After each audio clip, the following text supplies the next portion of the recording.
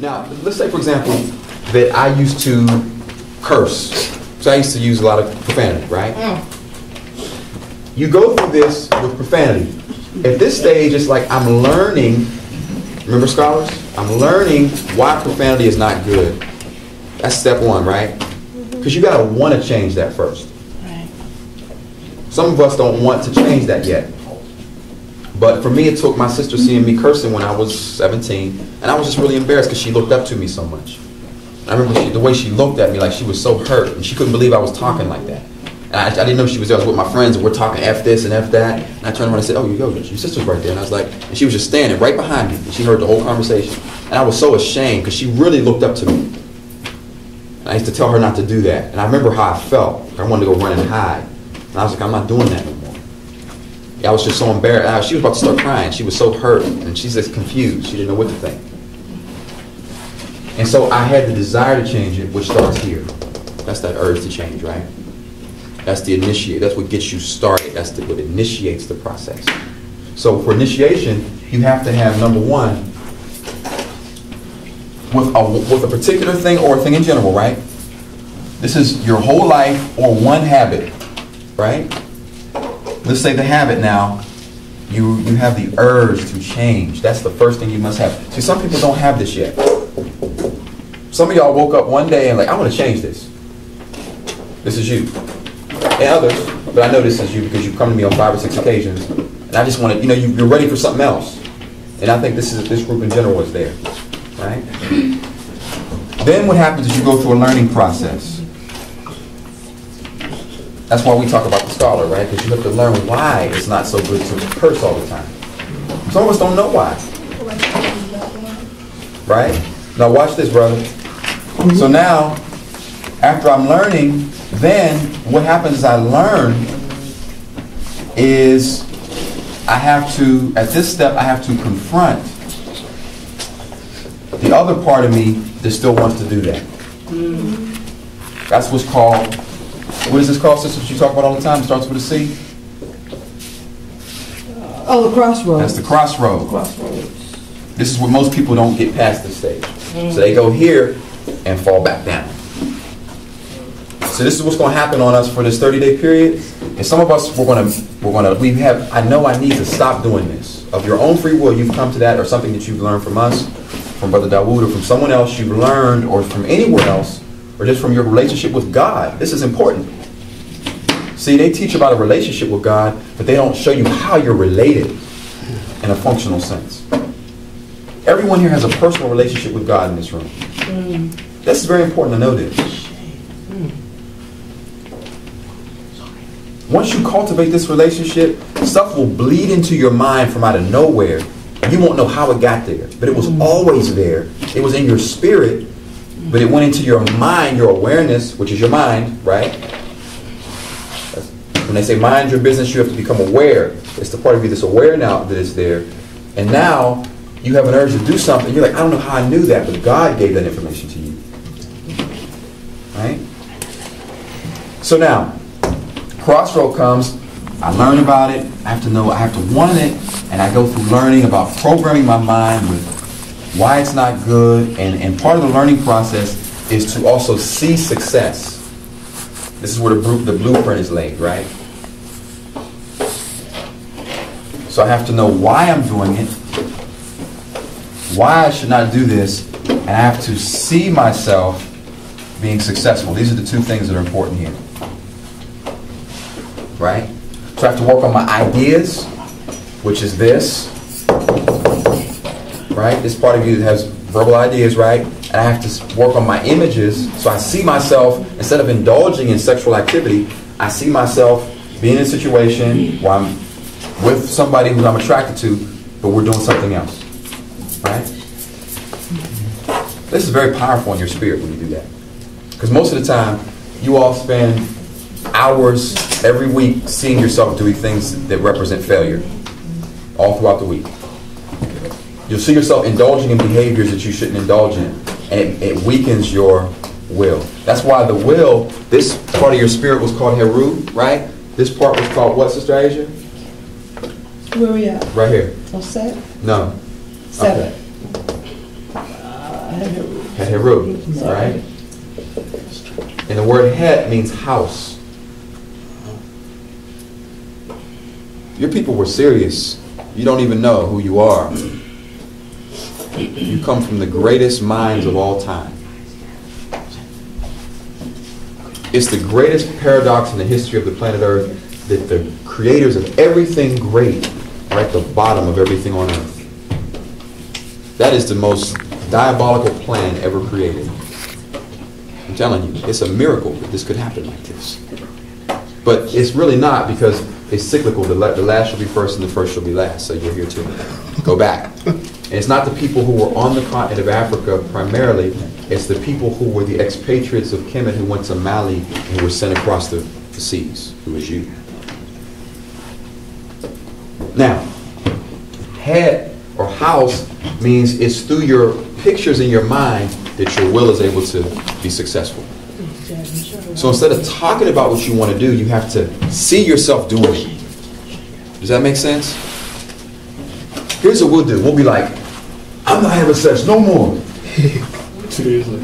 But then you'll be like, daydreaming about kissing and hugging and some stuff with somebody that you're really feeling. And then you start going like this. And you're like, I'm not having sex no more. Daydreaming. I'm not having sex no more, y'all, for real. Daydreaming. Definitely not going to do it. This is what the brothers do and the sisters do as well. I'm going to do this, y'all. But then you see yourself failing. Right? And here's what they do to you. Is they put about 10,000 images of black failure on TV all throughout the week. Oh my gosh. And so you're trying to succeed, but you see nothing but images of your people and other teenagers, and white and black and all races, failing. Just other human failure, all examples of failure. Particularly of African Americans' failure, but really all people doing failure type of things on TV. Got these reality shows where you're trying to have a healthy relationship, but we sit and watch Ray J and Flavor of Love, right? And it's funny, I guess, but what it is really a lot of women demeaning themselves on national television. And then normalizing them. And it's like they're having sex with these brothers, and they're doing all these things, and you see it, and you think that has no effect on your mind. And these are people's lives. You know what I mean? You see all these reality shows and all these talk shows. The two most popular things on TV are reality shows and talk shows, by the way. And people are doing all these scandalous things, and so your standard of behavior is lower, right? You don't realize a lot of your behavior is based on what you've seen. Like we had a dance yesterday. It's an 8th grade dance, right? They put the songs on. They put the one song on the Shay Lights. What's the song? Boom. There it is. So I knew they were going to get it when they put that on, right? Because our people love that song. And it's all get nice beat. They got a nice fat hook and everything, right? So once the beat is cool, they got our minds under control. So we got the rhythm from Africa, so they throw the beat on us. And then we don't care anything else. They could say anything. They could say, pick that cotton and bale that hay, and we're cool. Right? They throw it over top of that, we're going to be into it, right? It's all good. But pay attention to this. As soon as they put the song on, this is the 13 and 14-year-old young ladies. Guess what they did? They went into this move. Everybody went to a 45-degree angle or lower. Everybody went here. Now picture this in 2009 as your daughter now, right? See, I'm looking at this as a father. Y'all are looking at it as young people having a good time. I'm trying to imagine my babies out here doing this, and I'm thinking about and all the brothers are like this. I'm serious. And they're like this. And I'm like, wow. And it's so deep that the teachers didn't even question it.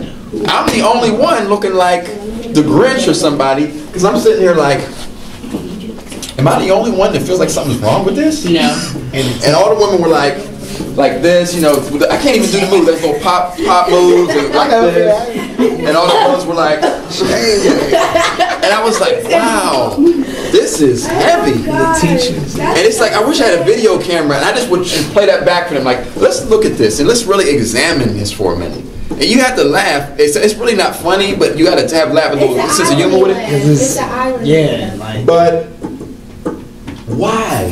Because we've seen how many thousands of images of people dancing this way. So we don't even know how to dance other than that. It's like when those songs come on, we just can't, I don't know how to move unless you're behind me, or like this, or like this. We immediately go to that position, right? So now we're simulating sex on the dance floor, right? It's what it is. We used to call it grinding. And so I'm grinding on you now. So I'm trying to respect you and have a positive relationship with you, maybe as a friend or a relationship, but I can't, because I'm just like, I'm ready to move to level 3 with it.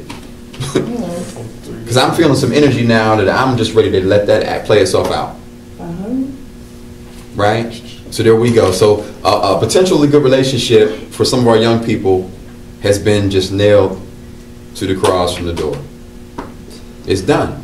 Because we have a sexual basis for so much of what we're doing. And they played the Donk song and a couple others. Especially that one though.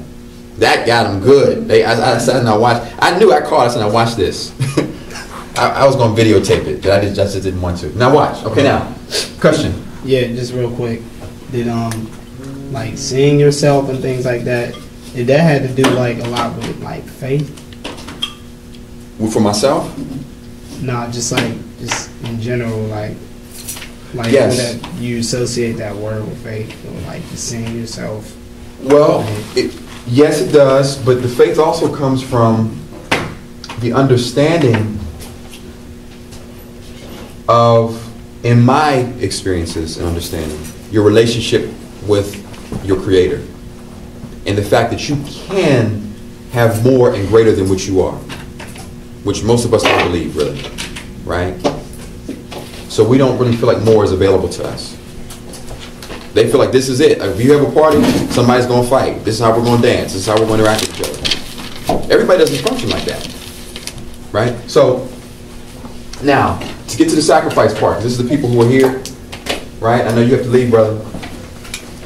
The crossroad is going to come for some of us in about 2 weeks. Whereas I decided to give up sex. We're going back to Paul Robeson's question, right? And everything was good. But let's say this is, well, I won't use you as an example of this because you're in a relationship. Or let's say some of y'all who are in a relationship.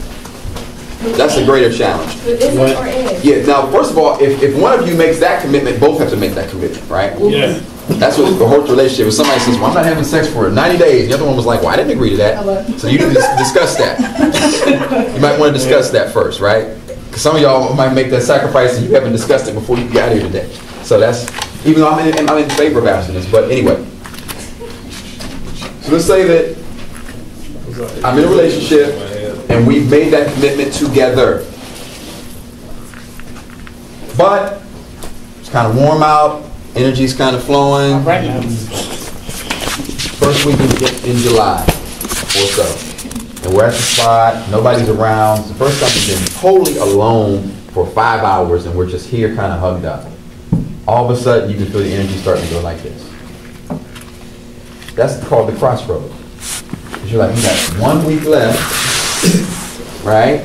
And what will happen is in every situation where you make a commitment, you're going to have a serious test before you go here. Right? It's the final battle before you go here. Right? This happens on a daily basis. So it's your life in general. Meaning when you do it with your life in general, it's where you're above all temptation at this level. I want to show you what it means to be at this level. You cannot be tempted to do certain things anymore.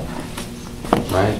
At this level, it simply means that you are able to resist those temptations. Here's where you're no longer tempted. Like some of you aren't tempted to do certain things anymore that you used to be able to be tempted to do. Because you've got, with that particular thing, you're here with it. Yes? Sister, I wanted me to ask you, can I make an announcement? Yes. So we take a break from lesson and take about 10 minutes so we can feed the community. Yes. Can I just give 2 more minutes?